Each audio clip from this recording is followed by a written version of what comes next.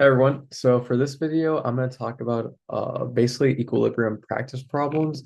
I already posted a lecture video covering like the basics of equilibrium, what the K constant is, and how you like describe it in terms of an expression. So if you don't feel super confident with all of that, I would say probably go watch that video first, then come back to this one. I'm going to start separating the lecture content from the practice problems just to make it a bit easier for everyone, and I'll make these videos like over an hour long, which would be like insane. But I could talk that long about chemistry, so I'm trying to watch out for y'all. But yeah, let's just like go ahead and get started. Like when it comes to equilibrium, basically the way you go about solving these problems is through isotable, and this stands for initial, change, and equilibrium. So if we have some reaction, like I love doing AB becoming C or whatever, but you have some reaction of any variety of reactants and products. Basically, you will write down on this table the initial values. So what are you given? In some cases, you might have zero for some things, or you might be given values for all three of them. Usually for right now, one of them will be zero. And the reason because if you go back to the last video on equilibrium, I mentioned how like you really have three cases for the K value. One, it'll be a lot greater than one. Two, it'll be a lot less than one. Or three, it will be equal to one. But within those examples or those scenarios, there's never a case of it equaling zero because you can't have a K value equal zero. It can get really close to it. Don't get me wrong. There are really small K values, but there's never a zero. That doesn't ever happen where you make no product. That is impossible. It can't happen. So what happens is if you have zero of anything, whether it be a product or a reactant, because remember the K value, based on the way that I gave you this reaction of A and B equaling C, this K value would be equal to, you know what, let's do this. I forgot those. It'll be concentration of C to the power of its coefficient, concentration of A to the power of A, concentration of B to the power of B. In case you didn't notice this when we wrote it down, what would happen if the reactants were zero? You'd have an infinitely high K value, which again doesn't make sense really. You can have very small amounts of reactants that lead to very big values of K, but they can't be zero. So whenever you have a zero in the reactants or the products, usually you will probably only have one of those be zero for right now until we get to what's called the reaction quotient or the reacting quotient, in which case you can work around that. But for right now, one of these will be zero, either a reactant or a product, and you will change to that side of the equation. So for example, let's say C were to be zero, that we have some amount of A and B. Let's say we have 1 molar of each. The problem says you have 1 molar A and B in a reaction, right? So if we have zero C, that means our equilibrium value would be C. Sorry, the equilibrium value will be zero. You can't ever have that happen. So we'd have to make more of C. So that means our change would be plus some amount of X. We actually plus CX. We don't know how much X is yet, but we do know that it's in multiples of its coefficient. So whenever you do this increase or this decrease by X, it is always based on the multiple of the coefficient in front of that product or reactant. And if we're making more of C, that's to come from somewhere. So we need to be losing some amount of A and B. So these will both decrease by a value of X. We don't know how much X is yet, but you solve for that later on.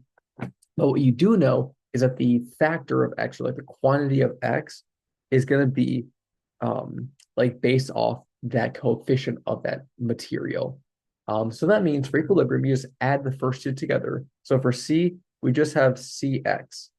And for A and B, we will have 1 molar and then minus that change. So minus AX and BX respectively. Um, and so now if you wanted to find what the like X value is or whatever, you would just plug this into your equilibrium constant because we know the equilibrium has to be described by this expression. So we can just set that up. So you would say that the products, in this case, the C, so that's CX taken to the power of C, because remember, all this tells us is the equilibrium concentration value. That's not like the final value of anything. It's just the equilibrium concentration. So this Cx only gets plugged into this C in the brackets. We still need to account for that power of C, right? So we would have Cx, the power of C, and then multiply that by 1.0 minus AX, the power of A, because I'm taking this value, equilibrium value of A, and plugging it in. Oh, wow, sorry, that was bad. And then plugging it into A down here. But again, the A power still is there. We have to account for that. And then the exact same thing for B. And then normally you would just, you know, apply the power if it's there. Usually it'll be like a 1. You distribute, you use the quadratic, and you figure out what your X value is. That's like the broad overview of equilibrium problems.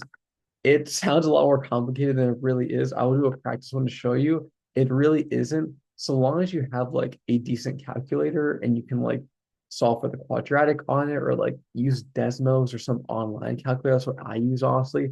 I just look up like quadratic. So, well, I guess Desmos doesn't really do it, but like I use like not MATLAB, but like there are like a lot of online calculators that can solve polynomials and solve quadratics for you.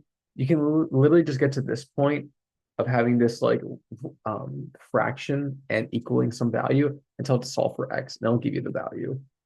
You might have to do a little bit more math if you're in high school and like get to like a quadratic or some polynomial, but we'll get to that when we get there. But yeah, that's like a general overview of S tables, and I want to go into some like actual practice problems now about that. So here's one that I made up. These values could be entirely wrong. All right, so I will make you no promises on if this is actually like valid or like correct. I just looked this up very quickly. So don't worry about if this is the real K value. It probably is close enough. But we have this reaction where two molecules of sulfur trioxide go into equilibrium and make two molecules of sulfur dioxide with an oxygen molecule. And we know what the initial amount of the sulfur trioxide is. We need to figure out the equilibrium values for all three of the gases. So that's a lot, right? That's a lot of information. Just take a breath and start somewhere. So the first thing you always want to do is just write your reaction. So we have the reaction that this sulfur trioxide will generate two molecules of sulfur dioxide and a molecule of oxygen. I will say this in terms of like college exams, like AP exams. Make sure you absolutely have the equilibrium arrow again. That's points. Like think about an exam, like a game. Get all the points you can. Having this equilibrium arrow, that's massive. Having the states of matter is also huge. Make sure you're always writing gas, liquid, solid, aqueous, whatever. Those are points too. So just make sure of those things. Okay, so we have the reaction. Now let's make the ice table. So you just make this little like checker, like tic-tac-toe board or whatever. And we're gonna start with the I, which remember means initial. So how much of each like material were we given to start the problem? In the case of the sulfur trioxide, we were told it's 0.150 molar. We just write that in here. Awesome. And then for the dioxide and the oxygen, we weren't told anything. So naturally, we assume that there's 0. So we have that. Now we can go on to the change part. So again, remember, what we need to think about here is what would this reaction want to do to get to equilibrium? We know that equilibrium is this value here, but are we there? Because remember, you can't have 0 of anything in an actual reaction. So we need to fix that. What side of the reaction has a 0? The reactants or the products? In this case, it's the products. So what we need to do is make more of them. So we're going to have to increase them by some amount. We don't know how much yet, but it's going to be some amount. So they're both going to increase by an X value. But remember, you always need to keep in mind the coefficient of that material. In the case of oxygen, coefficient of 1, perfect, we're chilling. The sulfur dioxide, though, has a coefficient of 2. So it's not just X, it's 2X. Think about it like this. For every one molecule of actually think about it like this. for yeah, every 10 molecules of the sulfur trioxide um, is making an equal amount of sulfur dioxide, but only half as much oxygen. These aren't equal amounts. You, you're getting double the amount of sulfur dioxide than you are oxygen. So it stands to reason we should be making more of it at the end. It wouldn't make sense for them to have the same amount, like same final amount, if we're starting at the same place. We should have more sulfur dioxide. That's another reason why it should be a higher value. And then naturally, if we're gaining some products, we need to be getting that from somewhere. So we're losing reactants. So this will be a minus X, but again, check your coefficients. Sulfur trioxide, that's a 2 for its coefficient. So we need to put a minus 2X here. This kind of makes sense also. The sulfur trioxide decreases at the same rate sulfur dioxide increases because they have the same coefficients in the problem. They're equimolar amounts. So we have that figured out. Now equilibrium. Literally just add the first two rows together. This will be 0.150 minus 2x. This is for the sulfur trioxide. The sulfur dioxide is just 2x, and then the oxygen is just x. All right, awesome. We got that far. Now we want to write the equilibrium expression, just generally speaking, based on this reaction. So the equilibrium constant for this reaction would be equal to the products over the reactants, right? That's always true. So we'll have the concentration of oxygen times the concentration of SO2.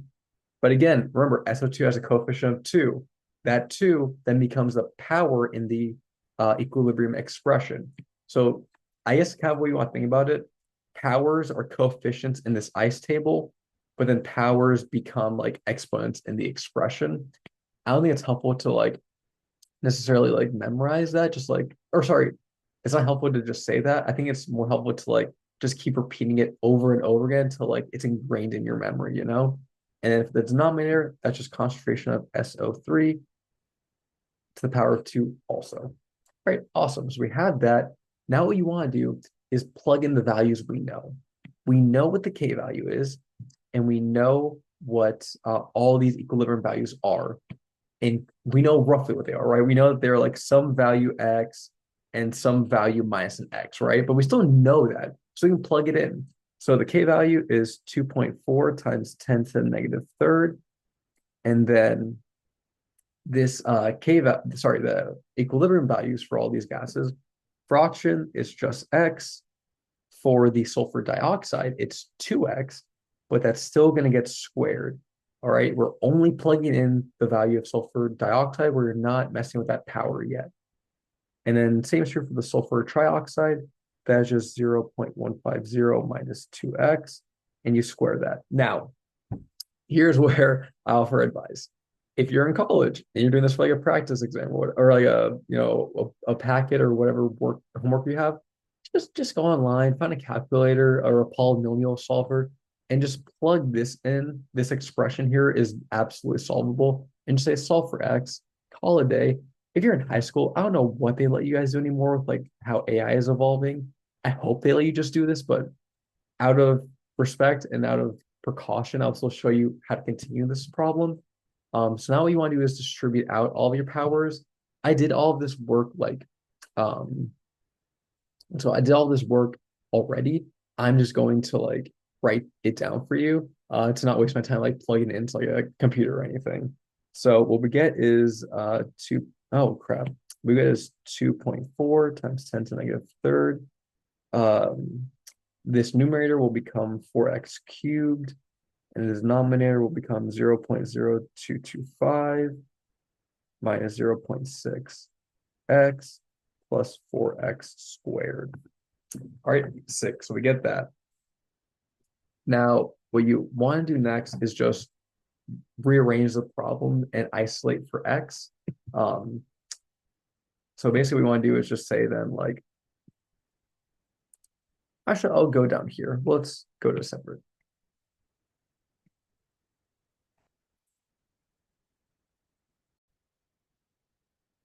Sorry about that. I got a phone call I just had to take. But yeah, so if you just, I'm just gonna move this down here for a second. So we'll put this down here.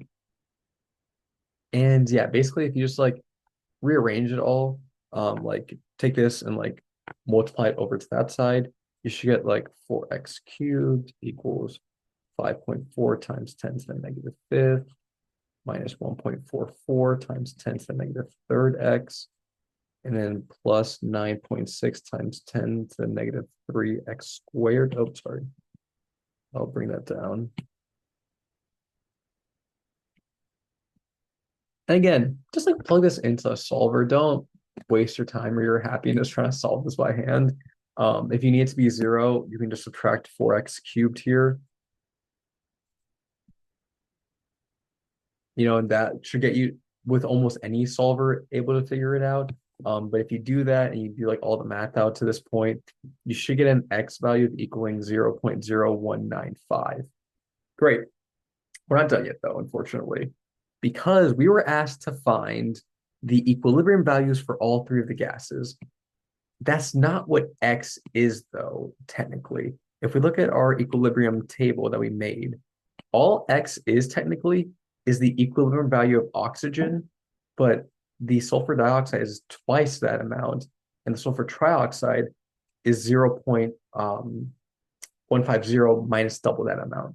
So we're not done yet. What you actually need to do is say, like, we'll say equilibrium values.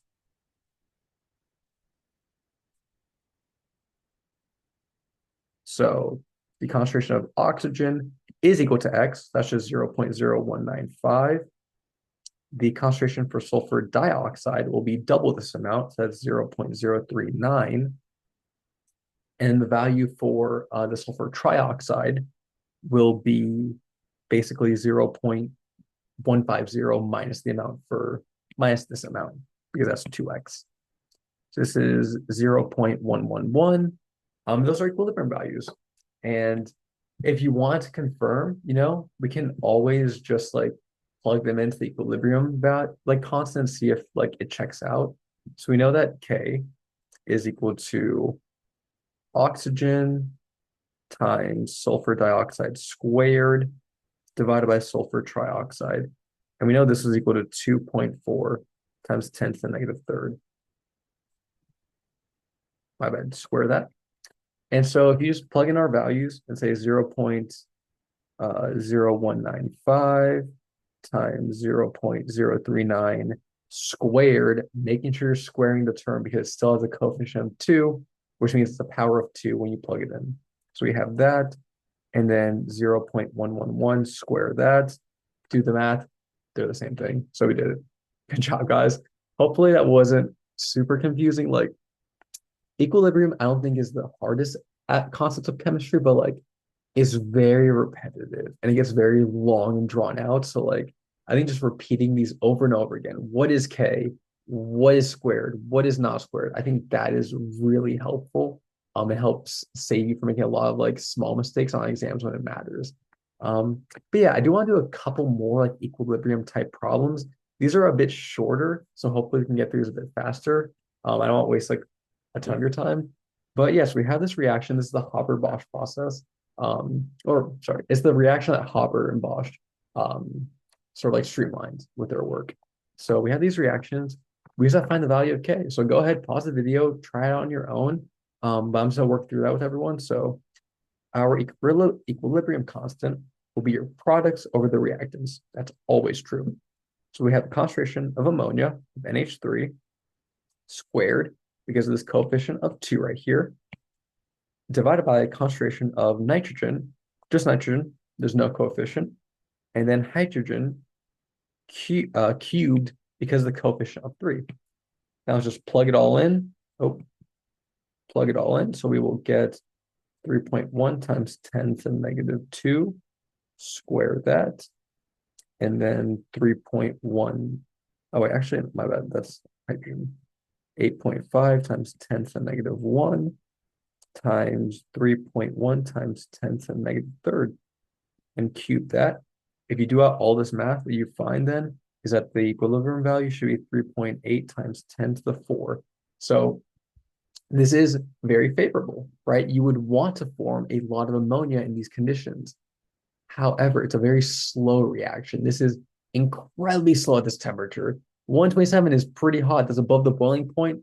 Still really slow. It takes a long time. So when you get into kinetics, then you talk about the fight between like equilibrium and thermodynamics compared to like speed and kinetics. And that's a really cool union of a lot of chemistry theorems. So like kinetics is really fun. If you're like OChem or like any sort of like college level chem, it's like way cooler at that point. I swear. But yeah, I do want to bring up one cool thing with equilibrium, and that is changing the reaction, right? So if you look carefully, what we just worked through was taking hydrogen and nitrogen and making ammonia out of it. However, ammonia can break down back into hydrogen and nitrogen. So what would the K value for this be? Now I'm going to show you the math way of like proving this, but there is like a very easy one-step way to do this. So unfortunately, that's how most of chem is. There's an easy way and a hard way. So this new equilibrium constant, I'll call this KQ2, let's say. This would be equal to, go ahead and pause if you want to do this by yourself first. The concentration of nitrogen times concentration of hydrogen cubed, and then divide this by the ammonia squared, right? Those powers coming from the coefficients again. Let's compare that to what we did previously. So KQ1, let's call it, was ammonia squared divided by N2 and H2 cubed. If you'll notice, K1 is just the reverse of K2, or K2 is the flip of it, right? If you were to flip it all over, it's the same thing. So what you get here is that KQ2 is just 1 over KQ1. So whenever you want to flip a reaction, like put the products and the reactants with the reactants and the products, just take the reciprocal of the K, and that's what the new value will be. So this is 1 over 3.8 times 10 to the fourth, which this value, oh, where did I write it down? I know I had it somewhere, guys. Okay, yeah, this one is equal to 2.6 times 10 to the minus 5. Again, pretty straightforward, pretty easy. Whenever you want to, whenever you want to flip the reaction, just go ahead and take the reciprocal. So I'll write that down. Flip reaction, take reciprocal. I'm not gonna lie, I'm horrible at spelling. I don't know if I spelled that right. Oh, wait. I think I got it. I think I got it. Cool. That looks wrong. Someone please correct me. I generally don't know. I'm horrible at spelling. Moving on, because chemistry is we don't need to spell for that. We have auto-correcting Grammarly to do that for us. The only other thing you might be able to do for an equilibrium reaction, besides flipping it, is then changing the initial coefficients. So like again, let's look at the first one. What we worked through was 3 hydrogens, 1 nitrogen, and 2 ammonia. What if we cut that all in half? What if we have it, right? I think again, I'll do some of the workout to like show you where it might come from. But this KQ, right? We'll call it KQ3. This would be equal to just the concentration of NH3 divided by concentration of N2 to the power of 1/2, because we have a coefficient here that isn't 1, times the concentration of H2 to the power of 3/2. Kind of weird, kind of ugly, right? We don't love that. But let's compare that to the first KQ, right? KQ1, which was just NH3 squared times N2 to the power of 1 times H2. Oh, sorry, no, my bad. I meant 1, my bad. And then H2 cubed, right? They look pretty similar, right? The only difference is it looks like KQ1 has all powers cut in half, right? So you can think about it like this. If I were to multiply each power by a half,